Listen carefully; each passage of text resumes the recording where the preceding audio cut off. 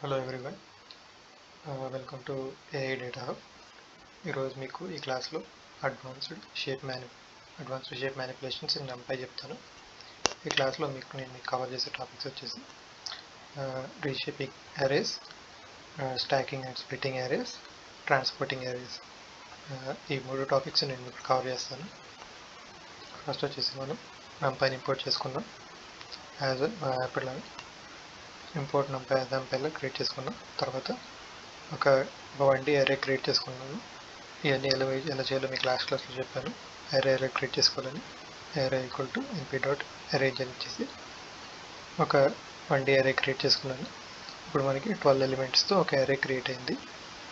0 1 2 3 4 ఇలాగా 12 ఎలిమెంట్స్తో ఒక అరే అయితే క్రియేట్ అయింది.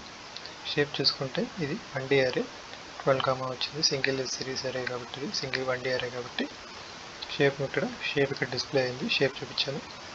నెక్స్ట్ వచ్చేసి ఈ 1D అరేని రీషేప్ చేద్దాం అనుకుంటున్నాను. రీషేప్ ఎలా చేస్తారంటే ఈ రీషేప్డ్ అరే అని ఒక వేరియబుల్ ఇచ్చుకొని అరేని అరే డాట్ రీషేప్ని ఇచ్చాను. ఎంత ఇచ్చుకుని ఎలా ఇచ్చుకున్నానంటే 3 rows 4 columns లాగా నేను రీషేప్ చేద్దాం అనుకున్నాను. సో ఆ రీషేప్ ఇచ్చుకొని ప్రింట్ చేస్తున్నాను. ప్రింట్ ఇచ్చేసి రీషేప్డ్ అరే ఇచ్చాను. ఇప్పుడు 12 ఎలిమెంట్స్ మనకి 3 rows 4 columnsలో డిస్ప్లే అయింది. నెక్స్ట్ వచ్చేసి ఫ్లాట్నింగ్ ద అరే బై యూజింగ్ రావెల్ ఫంక్షన్. ఇప్పుడు మనం అరేని సింగిల్ 1D అరేని 2D అరేలోకి మార్చాము.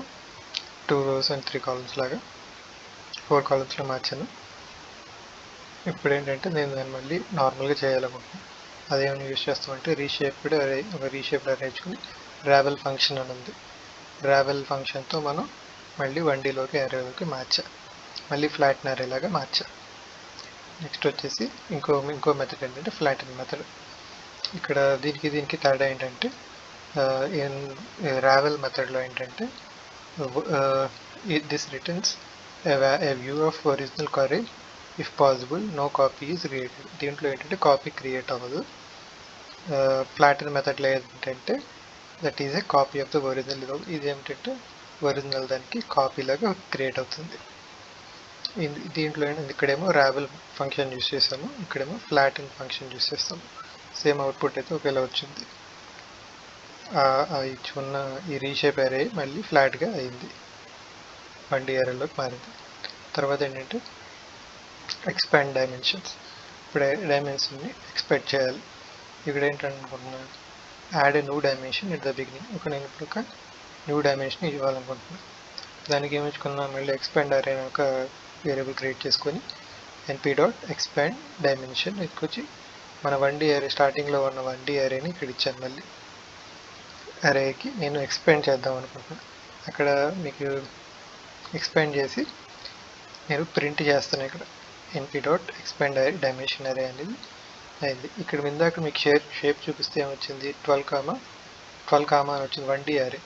ఇక్కడ మీకు మళ్ళీ షేప్ నేను ఎక్స్పాండ్ డైమెన్షన్ అయితే సేమ్ మళ్ళీ 1D అరేలో క్రియేట్ అయింది. కానీ ఇక్కడ మీకు షేప్ చూసారా 1,12 అని ఇచ్చింది. అంటే 1 row 12 columns అని ఇచ్చిన అరే అనేది ఎక్స్పాండ్ అయింది. 1 row 12 columnsలో ప్రింట్ అయింది. నెక్స్ట్ ఏంటంటే stacking.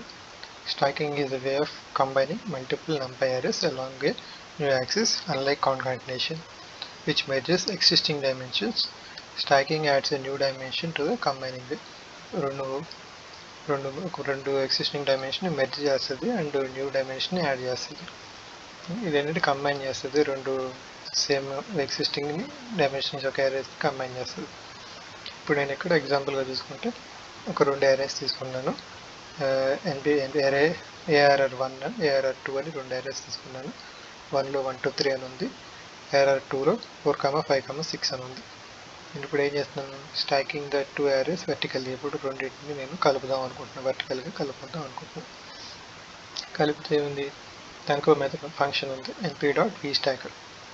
ARR1 and ARR1 ARR2 ఈ రెండింటిని నేను మెర్జ్ చేస్తున్నాను. మెర్జ్ చేస్తే మనకి మెర్జ్ చేసిన తర్వాత ప్రింట్ ఫంక్షన్ యూజ్ చేసి ప్రింట్ చేస్తే ఏంది, రెండు సింగిల్ అరే లాగా క్రియేట్ అయింది.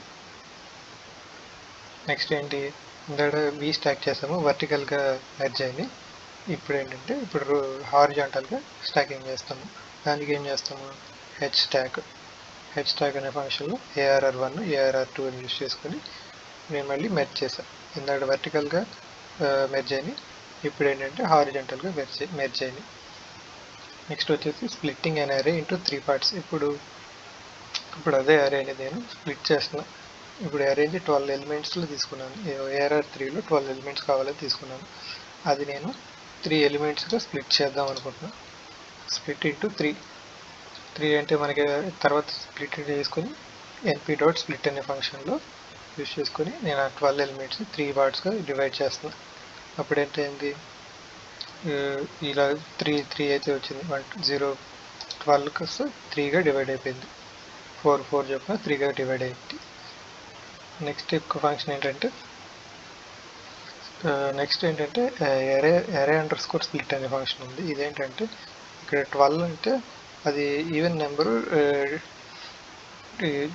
స్ప్లిట్ అయింది. ఇదే ఇప్పుడు 4 4గా కాకుండా ఒక లాస్ట్లో 5 వస్తే ఎలాగా, అప్పుడు మనకి ఈ ఫంక్షన్ యూస్ చేస్తున్నాం. అరే అండర్ స్కోర్ స్ప్లిట్ అనే ఫంక్షన్ యూస్ చేస్తున్నాం. దీంట్లో ఏంటంటే split the array into 4 parts. ఇప్పుడు యూజింగ్ NP array split 4 పార్ట్స్లో డివైడ్ చేస్తున్నాం. ఇక్కడ ఏంటంటే నేను 9 అనే ఎలిమెంట్ ఇచ్చుకున్నా అరేంజ్లో. Cannot be divided equally to 4 parts. దాన్ని మనం 9ని 4 పార్ట్స్లో డివైడ్ చేయలేం. అప్పుడు మనం ఏం చేస్తాము, NP array అండర్ స్కోర్ స్ప్లిట్ అనే ఫంక్షన్ యూస్ చేసుకుని distribute the elements as evenly as possible. దానికి కుదిరినట్టుగా అది డివైడ్ చేస్తుంది. అప్పుడు ఏమైంది, 9 ఎలిమెంట్స్ తీసుకున్నా, np.array అండర్ స్కోర్ స్ప్లిట్ అనే ఫంక్షన్ యూస్ చేశాను. ఇక్కడ ఏమైంది, 4 పార్ట్స్గా నాకు అవ్వాలనుకుంటున్నా. 9ని 4 పార్ట్స్కి ఎలా డివైడ్ చేసింది, ఫస్ట్ అరేలో 0 1 2 3, సెకండ్ 3 4, 5 ఏమో 5 6, తర్వాత 5 6, తర్వాత ఏంటంటే 7 8గా ప్రింట్ అయింది. ఇలా అవుతుంది. అన్ఈవెన్లీ స్ప్లిట్ ది అరేస్, ఇక్కడ అన్ఈవెన్గా స్ప్లిట్ అవుతుంది. నెక్స్ట్ ఏంటంటే క్రియేటింగ్ ఏ 2D అరే మ్యాట్రిక్స్. ఇక్కడ ఏంటంటే ఒక 2D అరే తీసుకున్నాను. ఒక 2D అరేను నేను క్రియేట్ చేశాను. తర్వాత ఏంటి, నేను దాన్ని ట్రాన్స్పోజ్ చేద్దాం అనుకుంటున్నాను. అంటే రోస్ని కాలమ్స్ అవుతాయి, కాలమ్స్ రోస్ అవుతాయి. Transposing the matrix, converting the rows to columns and columns to rows. ఇక్కడ ఏంటంటే ట్రాన్స్పోజ్డ్ మ్యాట్రిక్స్. ఇదే మ్యాట్రిక్స్ని నేను మ్యాట్రిక్స్ డాట్ టీ అని ఇచ్చుకున్నా.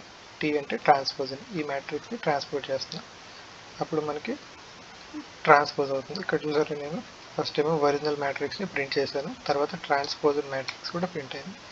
ఈ రోస్ కాలమ్స్ అయినాయి, కాలమ్స్ రోస్ అయినాయి. ఇక్కడ మ్యాట్రిక్స్ డాట్ టీ అని ఉంది, అదొక మెథడ్. ఇంకో మెథడ్ ఏంటంటే np.transpose of matrix. np.transpose of మనం ఇక్కడ వేరియబుల్ ఇచ్చుకున్నాం కదా, అది ఏమి ఇచ్చుకోవాలి, అలా చేసిన సరే ట్రాన్స్పోజ్ అవుతుంది. Thank you. ఈరోజు టాపిక్స్ ఇవి. నెక్స్ట్ 2 క్లాస్లో కొంచెం డెప్త్గా మిగతా టాపిక్స్ కూడా కవర్ చేస్తాను. Thanks for watching. సబ్స్క్రైబ్ చేసుకోండి AI డేటా హబ్ ఛానల్ని. ఇంకా మంచి కంటెంట్తో ఇంకా డీప్గా మీకు ఎక్స్ప్లెయిన్ చేయడానికి ట్రై చేస్తాను. Thank you very much.